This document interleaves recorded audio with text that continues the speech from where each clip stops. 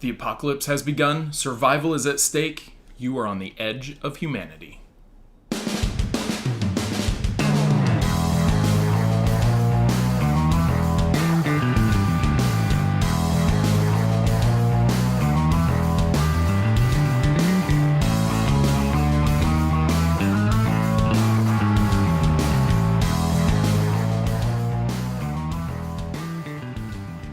Hello and welcome to Tantrum House Studio Awesome. I'm Ryan. And I'm Intern Dan, and today we're going to take a look at Edge of Humanity by Golden Egg Games. Edge of Humanity is for 2 to 5 players, and it's got a unique deck building mechanic.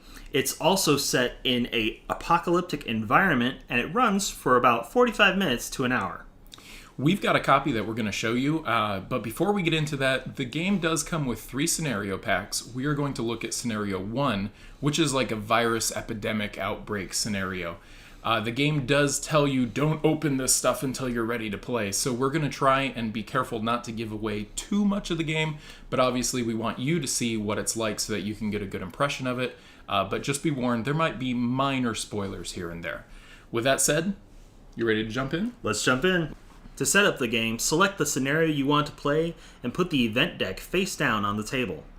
Place the survivor and trade decks in the middle of the table, laying out starting cards. Each player will choose what color they want to be and take the corresponding starting deck along with 7 life. Finally, place the score track on the table and have everyone select a standee to use as their score tracker. The game ends when either somebody hits 11 points or the event deck runs out. At the beginning of each round, flip the top card of the event deck. These events help drive the narrative of the game and will usually force you to make a tough choice. Once everyone has satisfied the event, each player takes an action. You can play an action card following its directions, or discard as many cards in your hand as you want. You can also work on constructing a building by placing supplies from your hand under the building. Once you have enough supplies to meet the cost of the building, you trash the cards you used, and the building stays on the table. Buildings give you points as well as some helpful ability to use throughout the game. Once you've finished your actions, draw back up to your hand limit. If at any point you go to draw and your deck is empty, you get to select a survivor and put it into your discard pile, then shuffle and draw as needed. Everyone then moves to the trading phase. Each player will secretly select cards from their hands to use to bid on a trade pile from the table. Once everyone reveals their bid, each player will get to select a trade pile, beginning with the highest bidder. The cards used for bidding are then trashed. You can then recruit any survivor you have in your hand as long as you can pay their cost in supplies.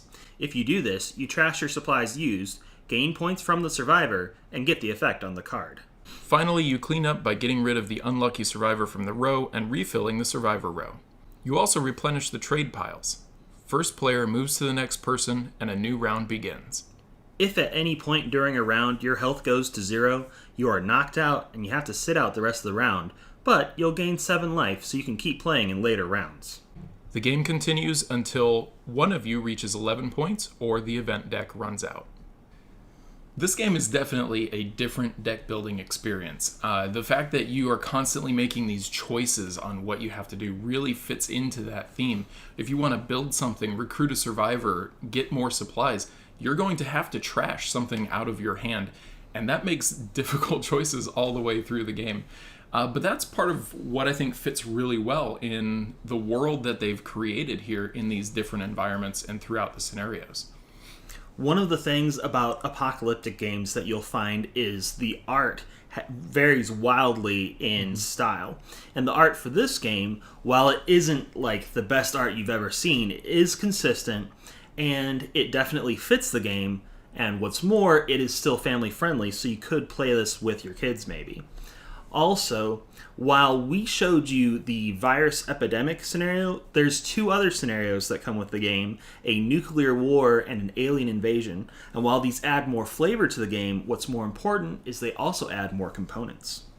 Yeah, and those scenarios were fun. They definitely, like he mentioned, bring out some different flavors to it. They're not critical to the game. The game rules even suggest you could take away the events and just use it as a game timer. But it does add some flavor to it, makes it a little more fun to go through and play the game. I think they're also planning on bringing out some expansion packs, so definitely stay tuned for those. If this sounds of interest to you, definitely check out Edge of Humanity.